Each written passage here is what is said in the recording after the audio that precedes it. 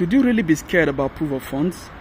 This is one of the most asked immigration questions whenever people are processing to move abroad, whether you want to move to America or you want to move to UK or you just want to travel for a visit. You know, most countries would expect you to have a proof of funds, and one of the reasons is because they want to know how you can fare there. They want to know how you can cope, how you can take care of yourself there. And whenever people are asked these kind of questions, or whenever people are faced with this situation, they are often scared, or whenever they see an opportunity and they're already processing it. One of the things that can turn them off is when they hear about proof of funds, or POF as some people will call it. I just want to tell you that you don't need to be scared about proof of funds. Okay, in this video I'm going to share with you on how to get this proof of funds and how you can do it yourself.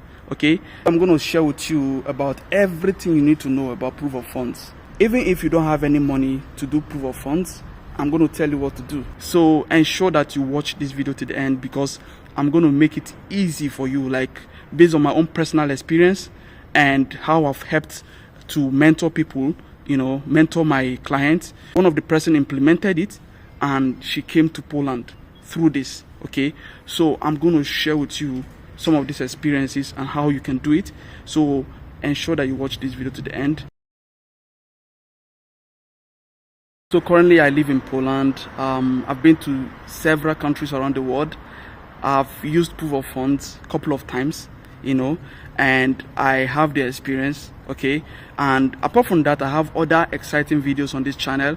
Okay, so ensure that you subscribe and click on the notification bell so that you'll be notified whenever I drop content, so that whenever I drop content, you'll be one of the first people to be notified. Okay, and please like this video by clicking on the thumbs up icon to support this video. All right, ladies and gentlemen, let's delve into the video proper. Before I share with you about how you can make this proof of funds or how you can get it, I would like to tell you what proof of funds is. Simply put, proof of funds is a proof that you have enough money to take care of yourself and to handle other needs in the country you intend to go to. Okay, so you can see that countries want to know that you will be able to take care of yourself. They want to know that you won't be stranded in that place that you're going to. So this is why you shouldn't be put off by this proof of funds.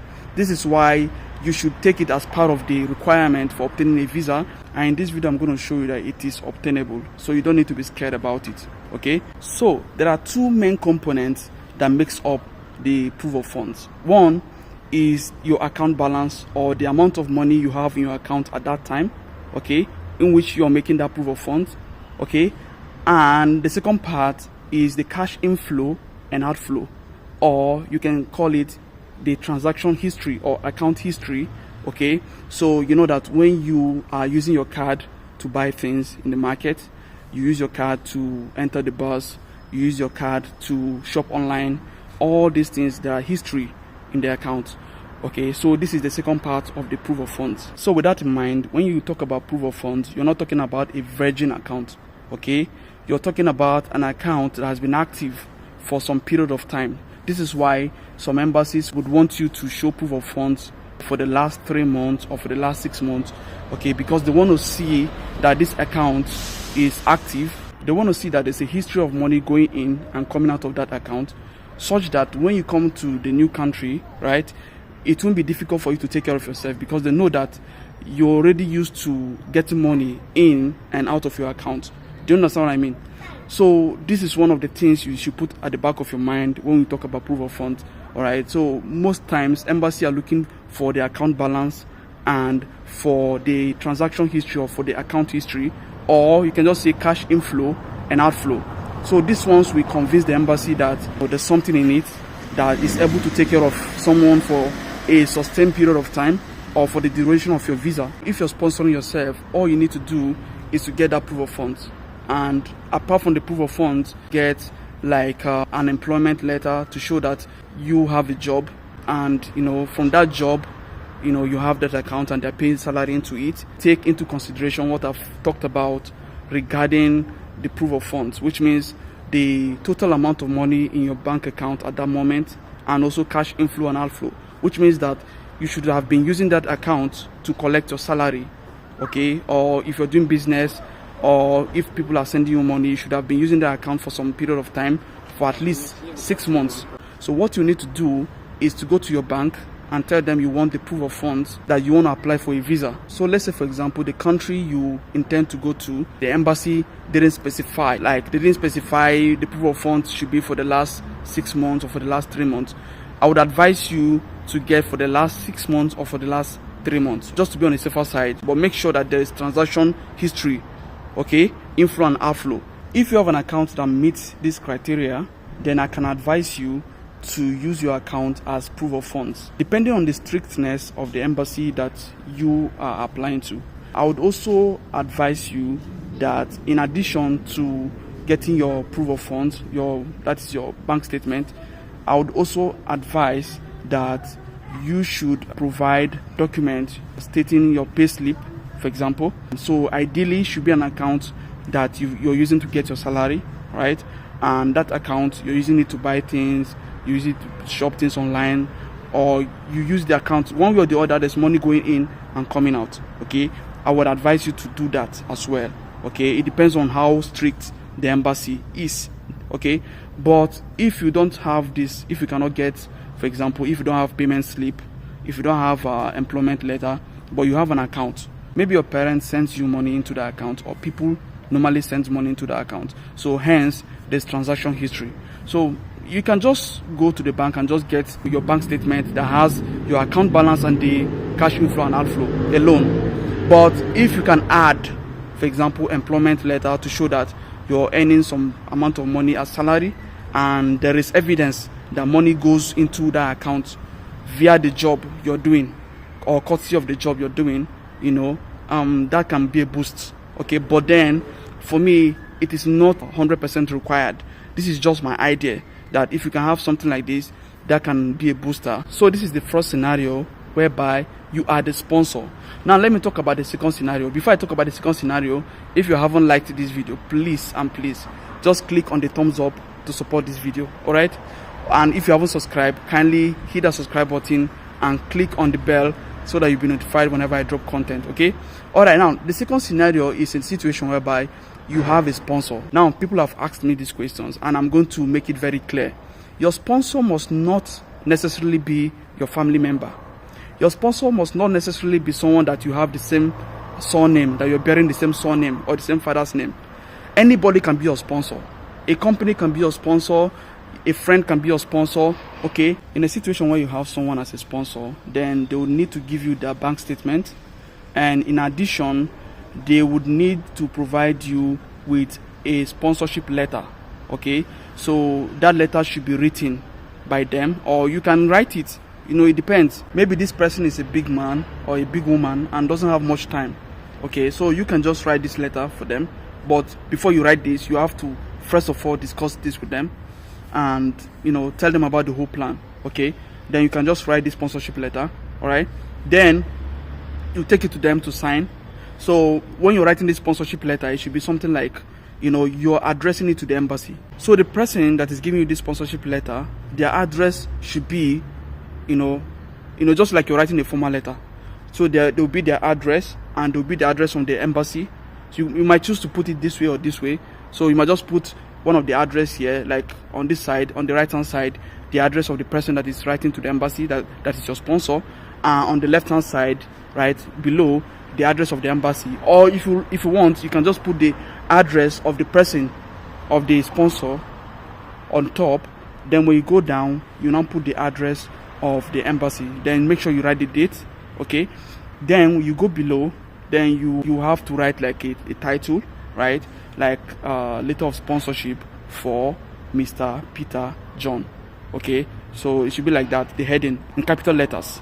Then below it, the salutation, dear sir or madam, or it can be written to the consular, Then when you come to the body of the letter can be something like, I, Mr. Promise Breno, passport number, in brackets, hereby declare that I am going to be sponsoring Mr.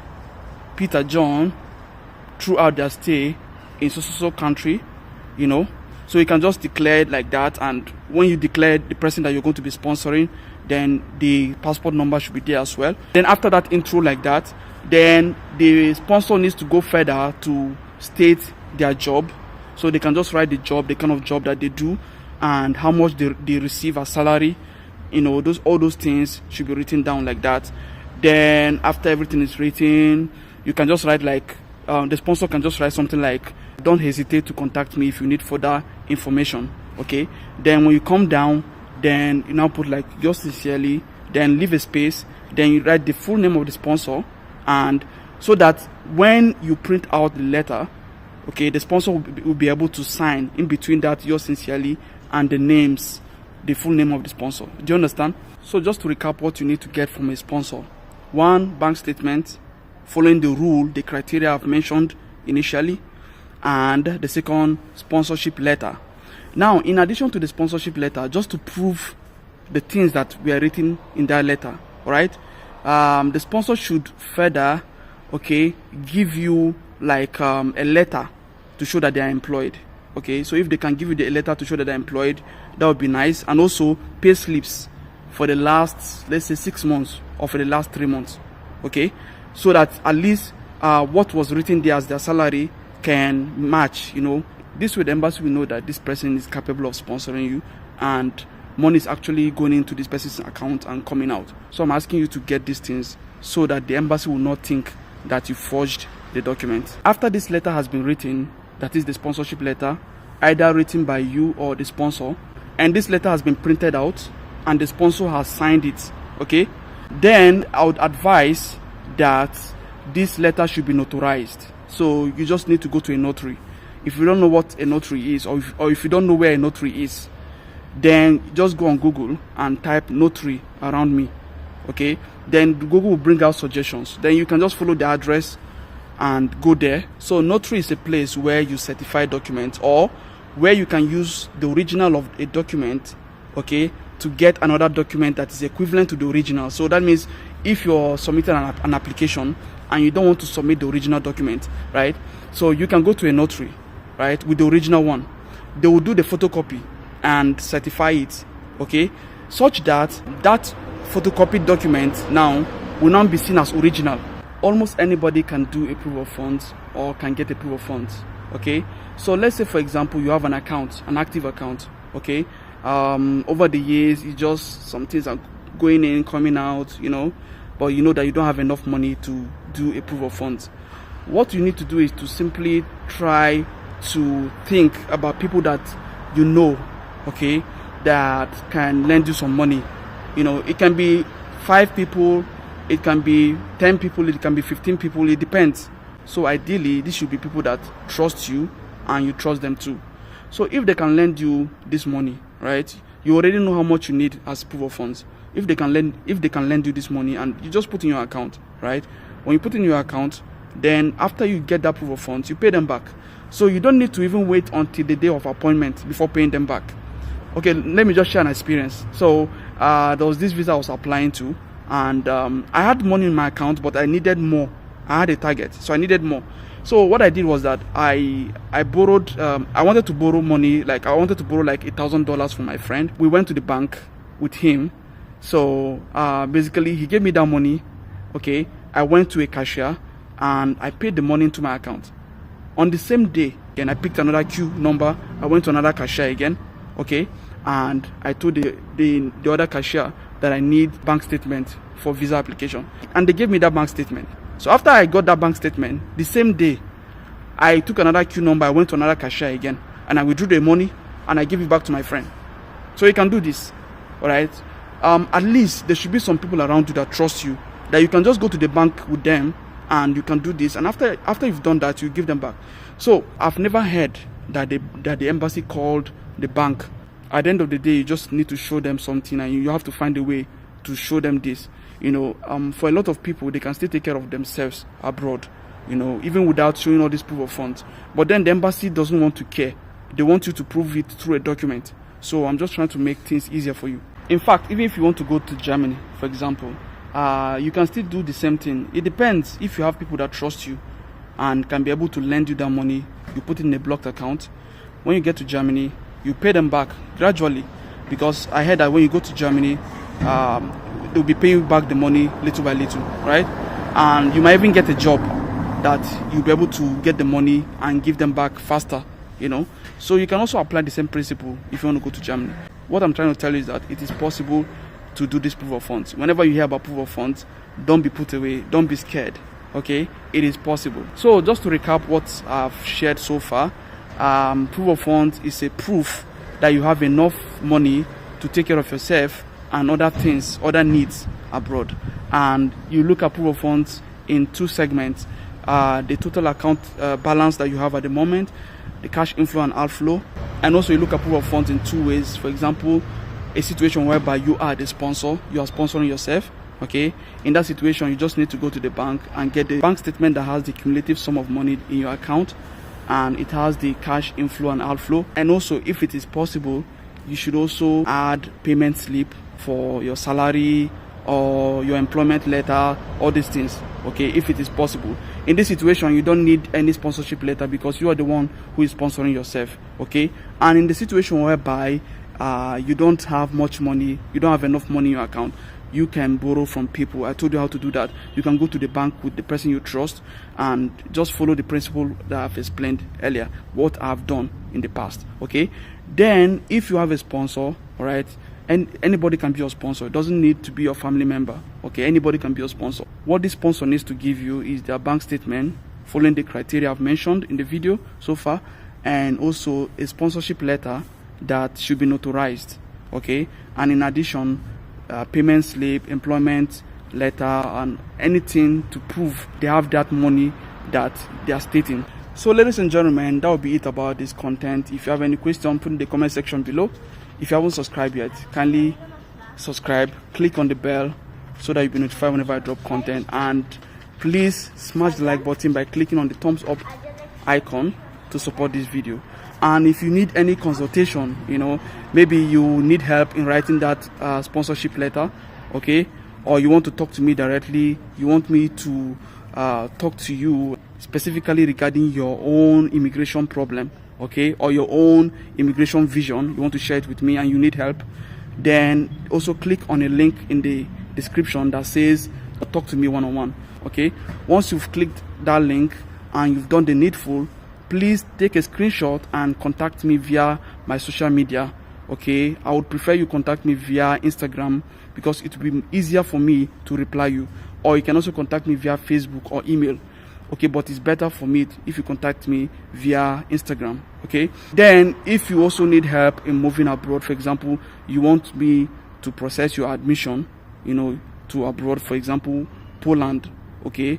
Then you also click on that link that talks about us doing admission for you, and do the needful and do the same thing, okay?